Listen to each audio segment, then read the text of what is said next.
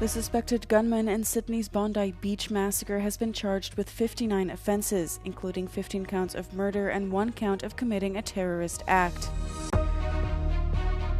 The Trump administration is expanding its travel bans and restrictions to 20 new countries.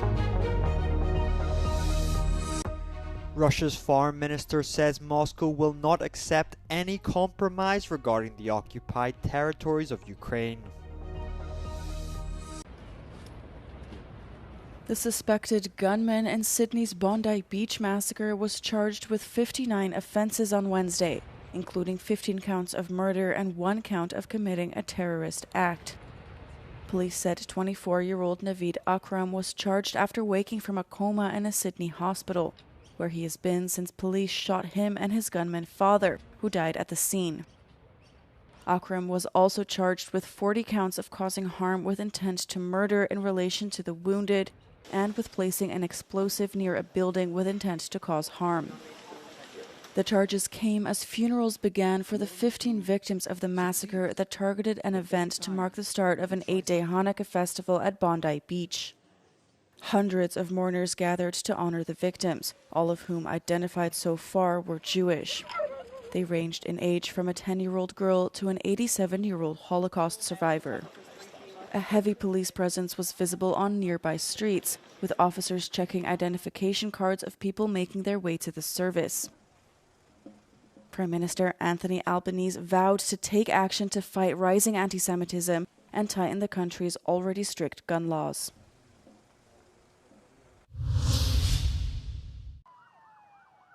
The Trump administration is expanding its travel bans and restrictions to 20 new countries, doubling the number of nations affected by sweeping travel limits to 39. 5 more countries were added to the list facing a full ban: Burkina Faso, Mali, Niger, South Sudan, and Syria. People traveling on documents issued by the Palestinian Authority are also included in the ban. An additional 15 countries are facing increased restrictions. The restrictions apply to both people seeking to travel to the U.S. as visitors or to emigrate there.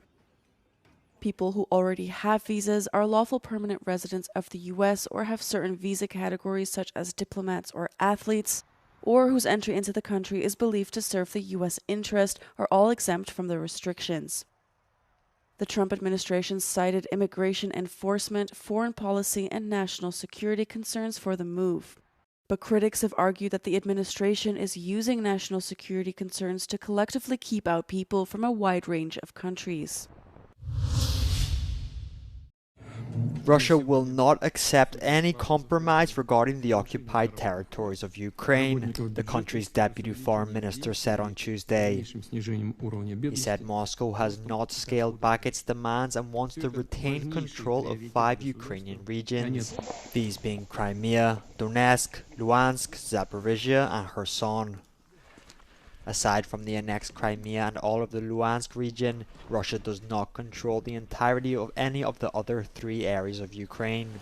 In Zaporizhia and Kherson, Moscow forces do not have control of the regional capitals either. The Kremlin also said on Tuesday that Russia is unlikely to participate in any possible Christmas truce. Following the Ukraine-US talks in Berlin, Ukrainian President Volodymyr Zelensky said significant progress had been made. Zelensky said that Trump's team had, quote, heard of Ukraine's and Kyiv's positions, which they will now present to Russia.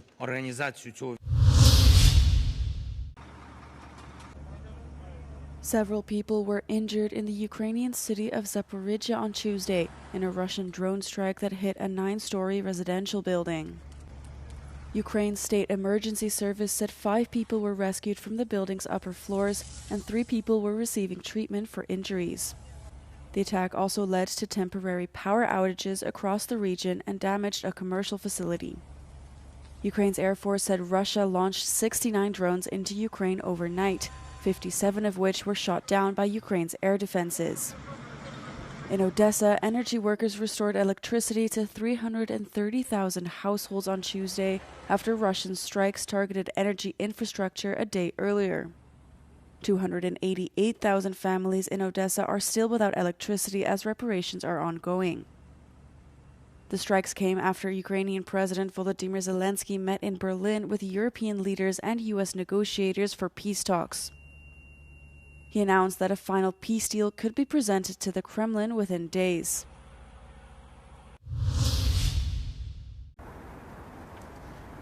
Authorities in Lithuania said they have arrested 21 people allegedly connected to a criminal network that smuggled cigarettes using weather balloons from Belarus.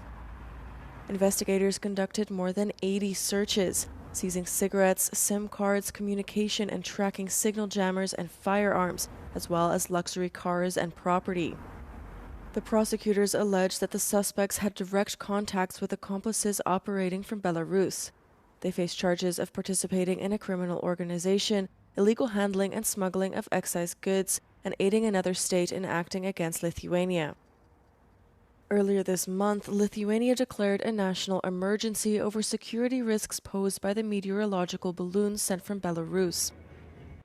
The balloons forced Lithuania to repeatedly shut down its main airport in the capital Vilnius, stranding thousands of people, and led to the temporary closure of 2 land border crossings with Belarus. Officials in Lithuania have accused Belarus, which is closely allied with Russia, of using the balloons as a form of hybrid warfare against the country. The European Commission on Tuesday announced a reversal of a wholesale ban on new combustion engine vehicles from 2035 after pressure from ailing car makers. Under the revised plans, car makers will have to comply with the 90% tailpipe emissions reduction target compared to 2021, instead of a 100% reduction. First, we're staying the course towards zero emissions mobility, but we're introducing some flexibilities for manufacturers so they can meet their CO2 targets in the most cost-efficient way. The remaining 10 emissions will need to be compensated through European low-carbon steel, e-fuels or biofuels, the Commission said. Fuel electric vehicles and hydrogen vehicles will also be encouraged, with car manufacturers eligible to receive super credits for producing small, affordable electric cars made in the EU 27. Europe's ailing car industry has been struggling with increasing Chinese competition and the transition to electric vehicles, resulting in financial losses and major job cuts.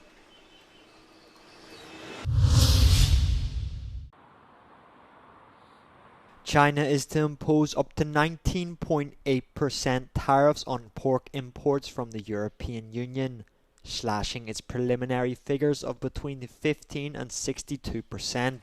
The country's Commerce Ministry has announced. The move follows a lengthy Chinese investigation into imports of pork from the EU, launched in June last year, which concluded that EU products were harming the domestic industry. Spain, the Netherlands and Denmark are set to be the most affected. The probe was prompted by the EU's decision to impose provisional tariffs on China-made electric vehicles last year. The EU runs a massive trade deficit with China, which came to over $300 billion in 2024. However, the trading bloc is a major exporter of pork and a key supplier of byproducts such as ears, snouts, feet, and other items considered to be delicacies in China. The European Consumer Organization is raising the alarm about hidden advertising practices of influencers on social media for fast fashion and unhealthy food. You might have spotted some of these practices on Instagram or TikTok. In the fast fashion sector, content creators unpack and try on large quantities of clothing to showcase how much can be purchased with little money. This marketing practice is known as hauls. Influencer marketing also promotes unhealthy food advertising. In Portugal, McDonald's collaborated with a popular streamer exploring a Minecraft world. The European Consumer Organization raises issues of a lack of transparency, undisclosed commercial partnerships, and incentives to overconsume. In some cases, we believe that there is a breach of EU law, particularly when it comes to promoting something for what you are being paid off, and you're not telling that to the consumer. So that is covered by consumer protection laws. But something that in EU law we do not have covered is this relationship between influencers and the brands, influencers and the platforms. Hence, the European Consumer Organization recommends to establish joint liability between influencers, the agencies and brands if consumer law is breached. The European Commission is expected to present the draft Digital Fairness Act next year to tackle unfair online practices and misleading influencer marketing. The European Union is redefining its partnership with Central Asia, shifting from political dialogue to concrete economic cooperation. Speaking in Tashkent, EU Ambassador Toivo Klar outlined Brussels' priorities for the coming years, from transport corridors and connectivity to critical raw materials and green transition, as the region moves closer to the EU's long-term strategic agenda ahead of 2026. We have had discussions on more critical raw materials, on how we can extract and how we can process critical raw materials in Central Asia and then transport them to Europe. We have already seen positive results, but certainly there is much more potential. For Brussels, the focus is not only on access to resources, but on building value chains with local processing, technology transfer and reliable transport routes linking Central Asia to European markets. Think tanks like the International Institute for Central Asia are just making sure that the agenda for EU-Central Asia partnership is filled with some substance and ends up with some tangible outcomes.